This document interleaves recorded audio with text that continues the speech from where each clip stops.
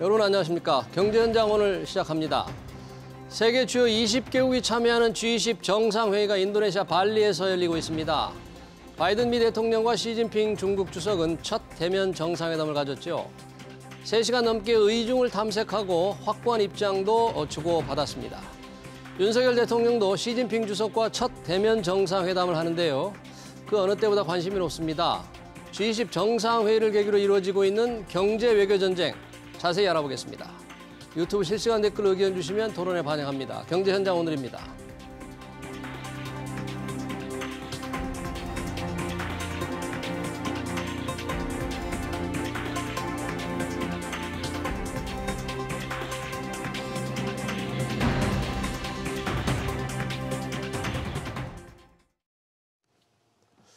경제 외교적인 토론하기 위해서 두 분 모셨습니다.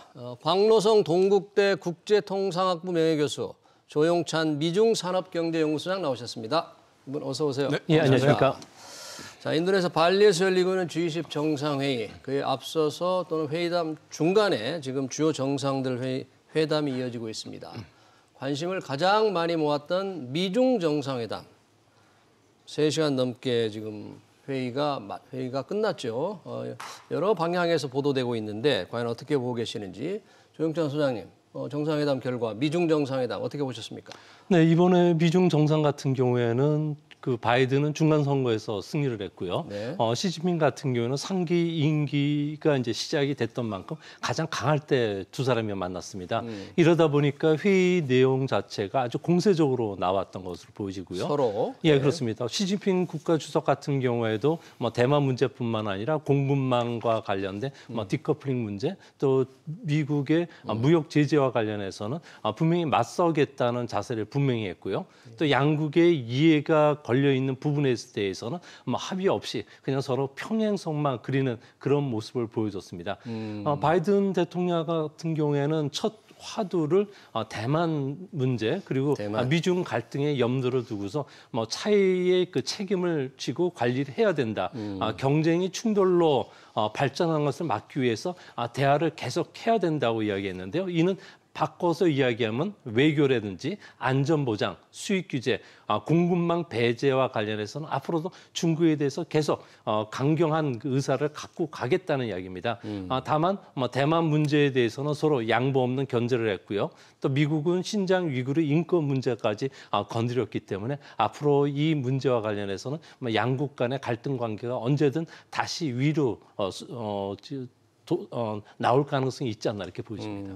여러 가지 다 짚어주셨는데 두 정상이 할 얘기는 다 했고 하지만 충돌, 갈등, 싸움으로 가는 것은 막는 조금 또 자제를 좀 한 듯한 분위기인데 어떻게 좀 짧게 표현하면 어떻게 이게 이제 이번 회담을 이렇게 보면요. 공동성명 물론 없었고요. 네. 각자 발표한 거죠? 그렇죠. 네. 각자 이제 자기 발언을 하고 3시간 10분인데 보통 정상회담 때 통역을 빼면요. 한 반 정도 빼야 되거든요. 그러면 3시간 10분이면 190분인데 한 90분 빼면 100분을 가지고 두 사람이 50분씩 나눠서 했다고 보면 이제 충분한 터의 의제가 됩니다. 3시간 10분 정도면. 그래서 의제 내용도 다양했는데 가장 중요한 건 뭐냐면 우크라이나 전쟁에서 핵 위협이나 핵 사용, 핵무력의 사용은 반대한다. 핵무기 사용 이런 건 위협이나 핵무기 사용을 반대한다는데 이제 합의를 본 게 공동성명은 없었지만 그렇게 된 것 같고요. 또 한 가지는 뭐냐면 이제까지 이제 미중이 어떤 패권 경쟁이에요. 특히 기술 패권 경쟁 양상으로 이렇게 반응하면서 우리가 경제학에서 디커플링이라고 쓰는 건 이제 떼낸다는 뜻이잖아요. 커플에서 떼낸 게 디커플링인데 바로 이제 이런 측면에서 중국 배제에 대해서 중국이 굉장한 반감을 갖고 있었단 말이죠. 그러나 이런 어떤 경쟁이나 갈등이 충돌로 이어지지 않아야 된다. 그를 위해서 레드라인을 설정하고 또 그 레드라인에 대한 어떤 합의를 위한 소통 채널을 계속 유지하다. 예를 들면서 고위급 협력에 대해서 권한을 부여한 협의 채널을 만들겠다. 그리고 바로 후속 조치로 블링컨 장관을 중국에 파견하겠다. 아, 블링컨 장관 G20 끝나고 바로 중국으로 바로 가겠네요. 중국으로 간다고. 요 얘기까지 된 거 보면 예.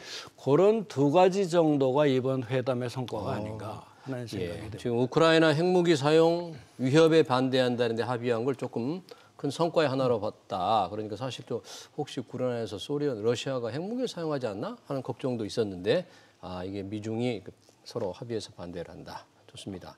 이 디커플링 얘기를 많이 말씀을 하셨으니까 이 디커플링에 대해서 시진핑 주석이 조금 뭔가 좀 불만, 미국의 그런 디커플링, 자기 나라 중국을 디커플링 하려는 노력에 대해서 불만을 좀 분명히 표출을 한 거죠, 이번에? 네, 그렇습니다. 시수석 같은 경우에는 그 무역 전쟁, 또 기술 전쟁을 일으키고 벽을 쌓고 또 디커플링과 공급망 단절을 추진한 것은 시장 경제 원칙에 어긋난다. 어긋난다. 국제 무역 규칙을 훼손한 것이다. 이런 시도는 누구에게도 이익이 되지 않는다고 밝혔고요. 이 부분과 관련해서는 미국과 합의가 실패했기 때문에 서로가 이 부분과 관련해서는 뭐 일치된 그 의견이 없었다고 또 외무성이라든지 백악관에서 이야기를 했습니다.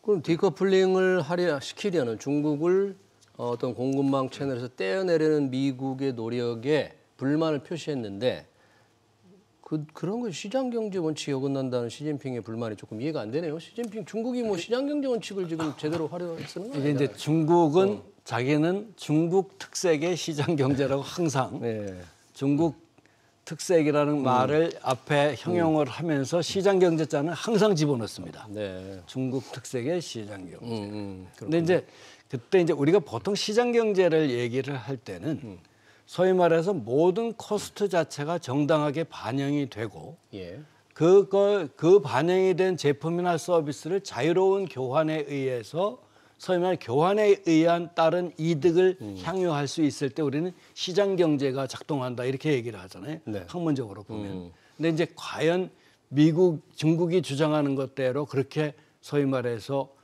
두 가지 조건을 충족하는 역할을 했느냐.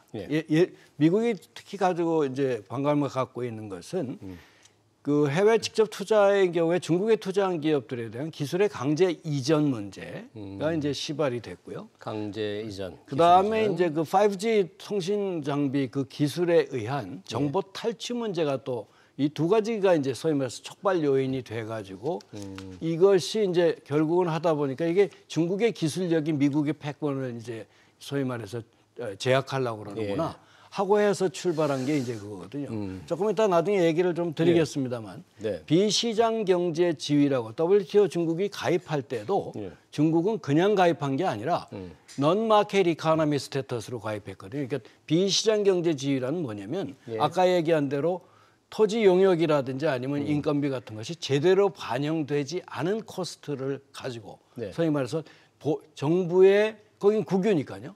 보조금이 지급된 형태로 생산된 제품은 가격이 싸질 수밖에 없고 그것만큼 비시장 경제적인 활동을 할 수밖에 없다. 그렇게 해서 이제 반덤핑 규정 같은 걸 만들 때도 비시장 경제 지위였을 때는 중국의 데이터를 그대로 받아들이지는 않습니다.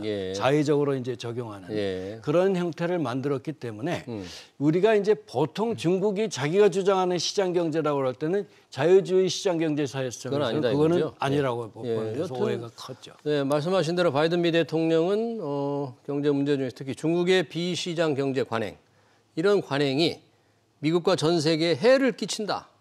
상당히 우려를 표시한 거죠. 그거에 대해서 이렇게 받아친 건데, 그러면 뭐 그런 비시장 경제 관행을 고쳐야겠다, 바꿔나가야겠다는 이런 의사표시는 아닌 거잖아요.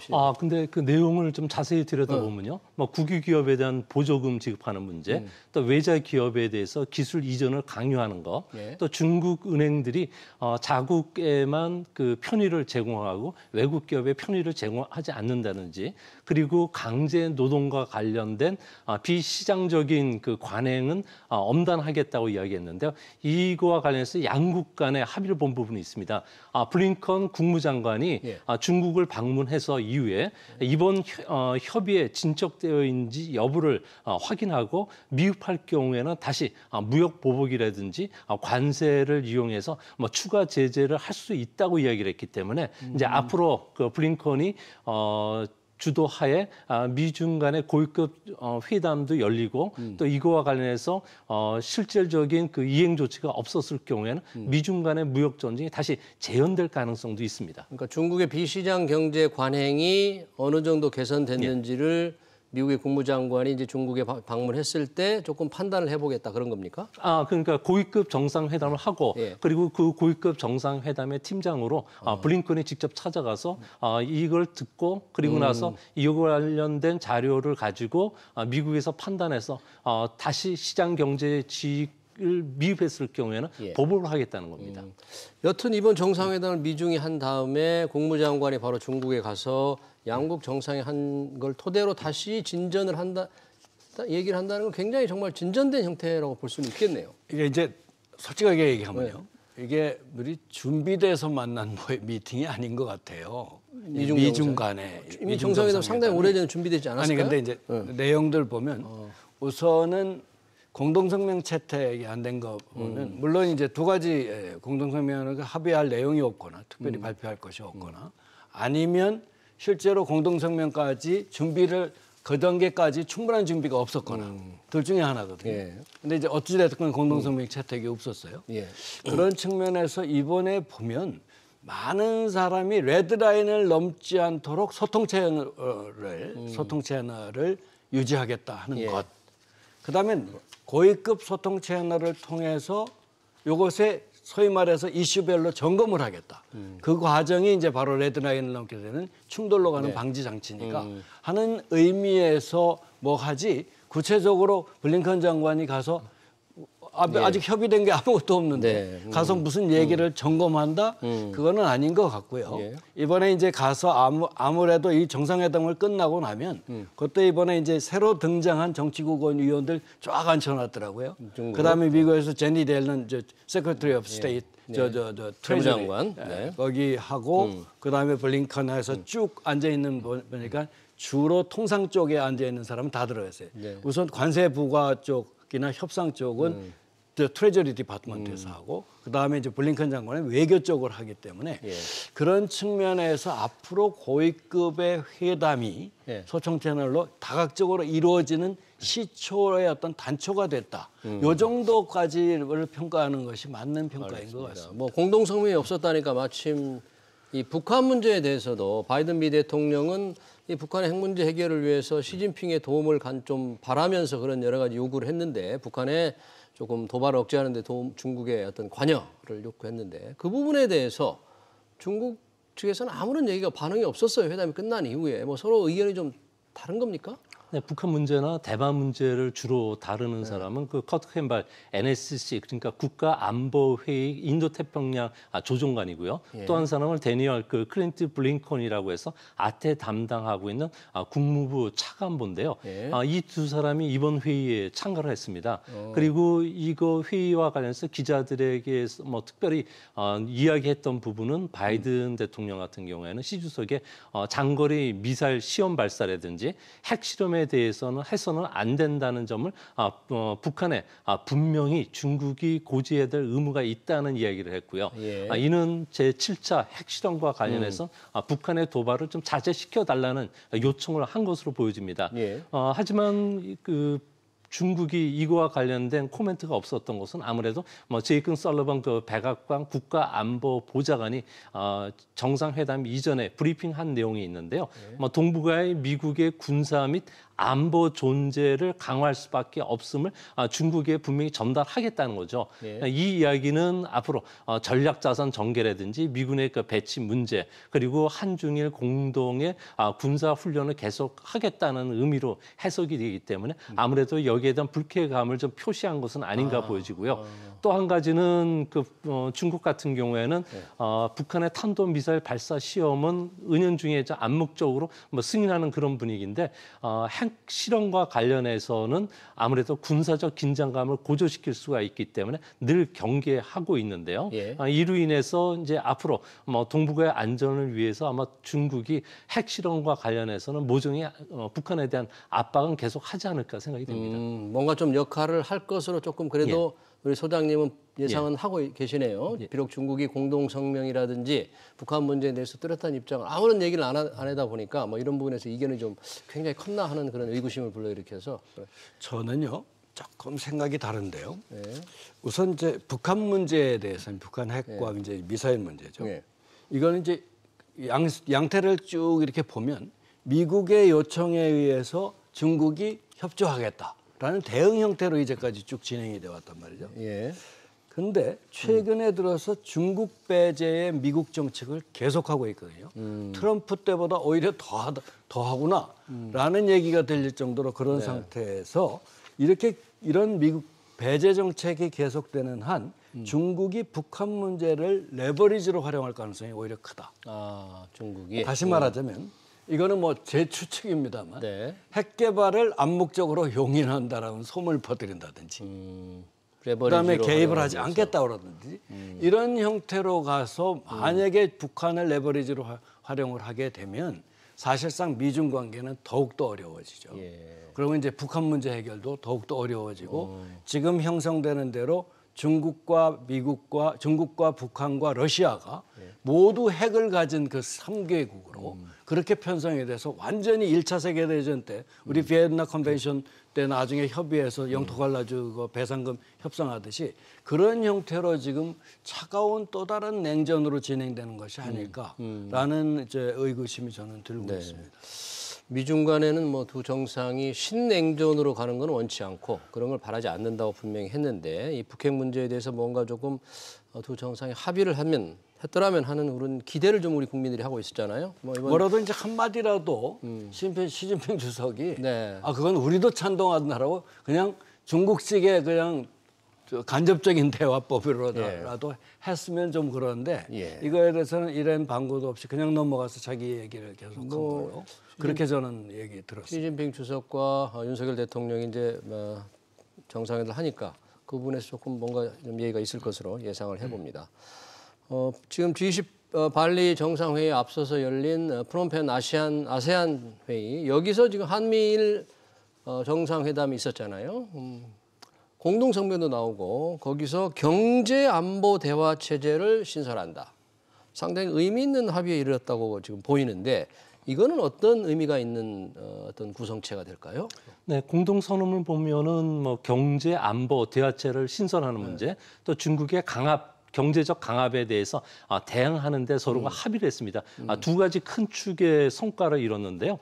경제 안보 대화라는 것은 북한 핵 위험에 대해서 공동으로 대응하겠다는 거고요. 이것을 좀 더 넘어서 대만 해협의 안전 문제와 관련해서는 자유민주주의 가치를 공유하는 삼국 간의 긴밀한 협력이라든지 연대를 하겠다는 이야기인데요. 중국 같은 경우에는 자신의 주의를 주변국이라든지 특히 그 경제 의존도가 높은 나라에 대해서는 상당히 강요를 해왔습니다. 이를 거부할 경우에는 그 국가에 대해서 경제적 보복을 서슴지 않았는데요. 대표적으로 우리나라의 그 사드 보복이라든지 호주가 우한에서 발생한 코로나와 관련해서 국제적 조사를 해야 된다고 하니까 호주에 대해서 소고기 수출 면허를 취소시켰고요. 또 보리나 와인, 면화, 목재, 석탄, 랍스터에 대해서 수입을 금지시켰거든요. 또 이런 조치들 때문에 이번에 경제안보 대화체라든지 경제적 강압과 관련해서는 삼국이 안전하고 회복력 있는 공급망을 보장시킨다는 거죠. 다층적으로 이제 보장시키겠다는 거고요. 신뢰에 기반한 데이터의 자유로운 흐름을 증진시키고 또 핵심 기술과 첨단 기술과 관련된 협의를 하겠다, 협력을 하겠다. 또 핵심 광물의 다양한 공급망을 강화시키겠다고 했기 때문에 중국의 힘을 빼겠다는 거죠. 근데 이것 때문에 중국 같은 경우에도 바이든의 좀 환심을 좀 사기 위해서 기후변화 협의를 둘러난 그 협의 채널에 이제 본격적으로 참여하겠다는 이야기를 했던 것을 보면은 중국도 경제적으로 지금 상당히 위태로운 상황이기 때문에 양국 간의 갈등의 골이 깊어지는 것을 피하려는 그런 의도도 지금 내비치지 않았나 이렇게 생각이 됩니다. 여튼 한미일이 경제 안보 대화 체제를 구축한다. 뭔가 이게 중국에 대항해서 서로 삼국이 합의를 하기 때문에 중국으로서는 꽤 좀 부담이 될 것 같은데 뭔가 좀 반응이 나왔죠, 중국에서도? 이게 중국 관영의 글로벌 타임스라고 이제 영자지가 있거든요. 제가 그대로 인용할게요. 예. 그러니까 이거 아시아판 나토다 이거. 아시아판 나토다. 에이지언 버전의 나토다. 이 삼국 경제안보 대화 체제에 대해서 예. 아시아판 나토다. 근데 그래요? 이런 그 의미는 지금 세계 경제가 움직이는 이 방향을 보면 경제의 안보 재화화가 진행되거든요. 그래서 소위 말해서 이코노믹 시큐리티라고 그러는 경제 안보 문제가 이제 돼요. 특히 한미일 간에는 그동안에는 뭐냐면 안보 문제에 있어서는 동맹으로서 미일 동맹, 한미 동맹 그렇게 해서 이제 같은 보조를 취해 왔는데 이번에 얘기하는 경제 안보 대화체라는 것은 경제적인 안보 협의체. 네. 소위 말해서 주요 기술 제품에 대해서는 안전한 공급망을 확보한다든지 이렇게 해서 삼국 간 경제 동맹 체제에 대한 기본적인 합의 형태로 보였기 때문에 지금 뭐 기본 합의이기 때문에 우리 프레임워크 어그리먼트에서는 큰 내용이 없어요. 그냥 이렇게 한다라고만 했죠. 그런 상태에서 중국이 이제 이렇게 반응을 보이는 걸 보면 분명한 사실은 중국은 이것을 한미일의 경제 안보 동맹까지를 경제까지를 포함한 그런 걸로 해서 중국 배제를 위한 아시아판 나토라고 그래서 비난하는 것 같습니다. 그러면 중국 입장에서는 그 한미일 동맹이 뭐 경제나 기술로 확대되는 것을 상당히 지금 두려워하고 있는 상황이거든요. 이제 조금 전에도 말씀하셨듯이 뭐 가치 동맹이 이제 공급망을 재편하는 과정에 들어갔고요. 또 기후 변화 연대뿐만 아니라 이제 캐나다나 EU까지도 인도 태평양 지역의 경제 안보 새 질서 구축하는 데 들어오겠다는 겁니다. 그렇게 되면 세계 판도로 중국을 배제하고 구축하게 되는데요. 이렇게 되면 중국 입장에서는 하이테크 전쟁 다음의 목표는 중국의 세계 공장 주의를 뺏어서 그러니까 저임의 노동력 가지고 생산하는 공작소 수준의 중국을 머물게 하겠다는 거고요. 또 반도체뿐만 아니라 배터리 그리고 OLED 그리고 6G를 포함한 첨단 부분에서 중국 공급망을 아예 세계로부터 디커플링 아예 분리시켜 버리겠다는 거죠. 이거와 관련해서 중국이 여기에서 놀래서 아까 그 말씀하셨듯이 뭐 글로벌 타임즈가 아시아판 나토라고 나토다. 이야기한 것도 이 때문인 것은 아닐까 보여집니다. 그러면 중국에서 한미일 경제 안보 대화 체제를 아시아판 나토다 이렇게 비난할 정도란 얘기는 서로 뭔가 경제적 연대가 한미일이 강화된다는 얘기인데 그 정도 강화를 하려면 우리가 바랐던 거 있잖아요. 인플레이션 감축법에서 우리 외국차, 우리 한국차, 현대차나 기아차, 전기차 보조금 못 받는 거 이런 부분 정도는 뭔가 경제 안보 대화 체제 정신을 살려기 위해서 조금 우리한테 혜택을 좀 베풀어야 되는 거 아니에요? 이번에 좀 그런 얘기는 없었어요? 이게 얘기를 하기 전에 분명히 이제 뭐라고 그랬냐면 한미 정상 회의 때 IRA 특히 이제 인플레 감축에 대해서는 이번에는 좀 이행에 대한 협의를 진행하고 하자. 이행에 대한 협의. 옛날에는 이제 그것에 대해서 논의를 한번 해보자라고 했는데 이번엔 이행에 대한 협의를 진행하자라고 한 걸로 봐서 2023년에 이제 시행령 개정을 하도록 돼 있거든요. 내년에요. 왜냐하면 지금 IRA가 인플레 감축법이 거의 800페이지에 달하는 엄청난 법안이에요. 금액만 큰 게 아니라 우리가 이제 IRA라고 하면 인플레 감축이 들어가면 반도체도 들어가 있고 거기 기후 변화도 들어가 있고 별게 탄소 뭐 별게 다 들어가 있어요. 그래서 보면 놀랄 정도로 무슨 법안이 800페이지 이만한 800페이지.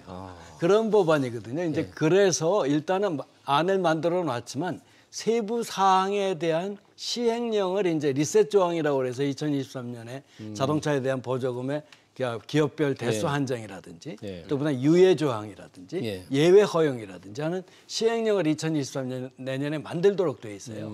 그때 이제 이렇게 이행 얘기를 하는 걸 보면 2025년에 현대차 조제 공장이 이제 완성이 된다고 하잖아요. 그럼 2년 동안에 유예 조치를 해준다든지 그때까지 공장 완공 때까지 유예를 해준다. 그런 가능성도 있는 것이 아니냐 하는 것이 이제 IRA에 대한 한미 간의 주요 이슈가 되겠지만 이게 한미일 안보 경제 안보 동맹체 또 대화체라고 하면 한일 간에는 못지않아요. 기억하실지 모르지만 2018년에 수출 규제가 있었고 예. 저 반도체 세계 소재에 대한 그렇죠. 그런 문제가 있고 또 한일 징용 문제가 있단 말이에요. 예. 징용에 대한 배상 문제.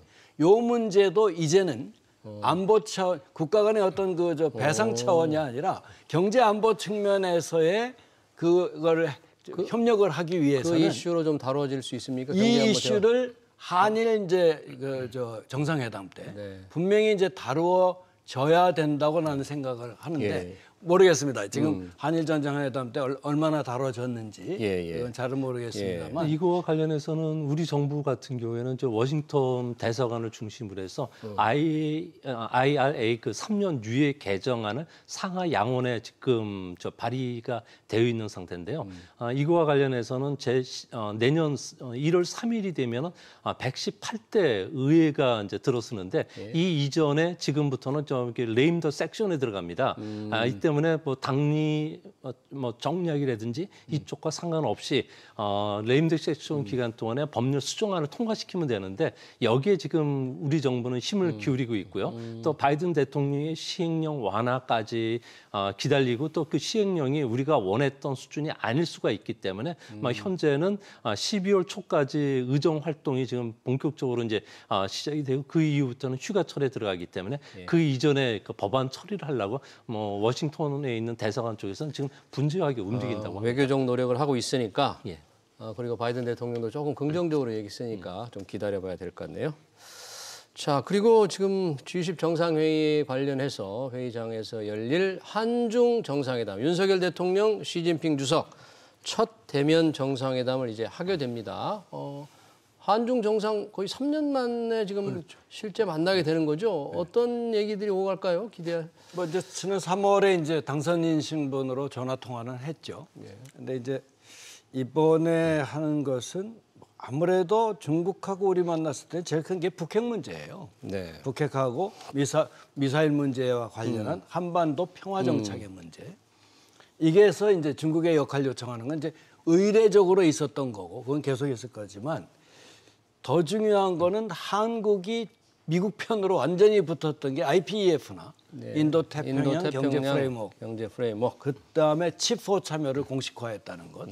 이런 거에서 중국 배제에 동참하는 것이 아니냐라는 오해를 중국이 제거하고 있거든요. 특히 2017년 사드 배치 이후에 한국 특히 롯데그룹에 대한 규제 조치와 더불어서 단체 관광객들 입국 금지시켰죠. 그다음에 한류 제품, 특히 게임 제품에 대한 어떤 수입 금지 조치 지금 유지하고 있죠.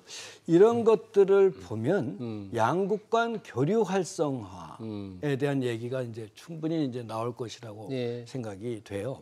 문제는 중국이 과연 한국이 미국의 동참이 한국이 미국 주도의 IPEF나 아니면 칩4 동맹의 동참이 중국 배제가 아니라는 것을 중국한테 그런 설득을 해요. 그렇죠. 소위 말해서 오해를 풀게 풀어주는 하는 노력을. 이 노력이 한중 이번에 이제 시진핑 정상과 주석과의 정상회담에서 핵심적인 논건이 될 거라고. 사실 소장님 한중 정상회담이 원래 잡혀 있지가 않았잖아요. 뭐 약식으로 열릴 거라는 그런 예상이 있었는데 뭐 준비가 좀 잘 안 된 겁니까? 어떻게 이렇게 정상회담 갑자기 또 결정이 됐나요? 이전부터 계속 준비를 해왔다고 합니다. 근데 이제 그 구체적인 시간이라든지 그리고 의제 조율에 상당히 좀 난항을 겪었기 때문에 그런데요. 중요한 것은 우리가 이번에 시 주석과 만나서 한국의 인도 태평양 전략은 중국을 배제하는 것은 아니다. 중국을 배제하는 게 아니다. 또 한 가지는 한미일 삼각공조는 북한의 도발이 계속되는 상황에서는 불가피하다는 점을 분명히 설득한다고 하고요. 이제 문제는 회담 시간이 좀 짧을 것으로 예상이 되고요. 회담 시간이? 그리고 보통 30분 이상을 가야 되는데 30분 내가 될 가능성이 크고요. 또 의제 조율도 약식 회담이다 보니까 아마 북한 핵 문제와 관련된 부분에 좀 국한되지 않을까. 좀 더 시간이 줬다면 경제 문제라든지 양국 간 그 북한 핵 문제와 관련해서 담당해야 될 역할 문제, 또 경제 협력 강화와 관련된 구체적인 내용들이 나올 거로 보여지지만 이 부분까지는 진척되기에는 조금 시간적 그 의식이 어느 정도 있지 않나 보여지는데 우리가 이번 회담을 중요하게 여기는 것은 아시안 플러스 그 3 회담에서 리커창 총리가 중국이 건설전 역할을 하겠다고 분명히 이야기를 했고요. 예. 이 때문에 시 주석에 대해서도 뭐 긍정적인 발언을 이끌어내야겠다는 게 현재 윤석열 대통령의 생각이라고 합니다. 네. 비록 사전에는 좀 약식 회담으로 예상이 됐지만 정상회담으로 정식으로 하게 되니까 뭔가 북핵 문제 등에서 조금 진전된 얘기가 있기를 기대해 보겠습니다. 네, 미중 정상회담, 한중 정상회담, 인도네시아 발리에서 이루어지고 있는 경제 외교 전쟁에 관한 토론 여기서 마치겠습니다. 지금까지 광노성 동국대 국제통상학부 교수 그리고 조용찬 미중산업경제연구소장이었습니다. 두 분 고맙습니다. 네, 수고하셨습니다. 고맙습니다.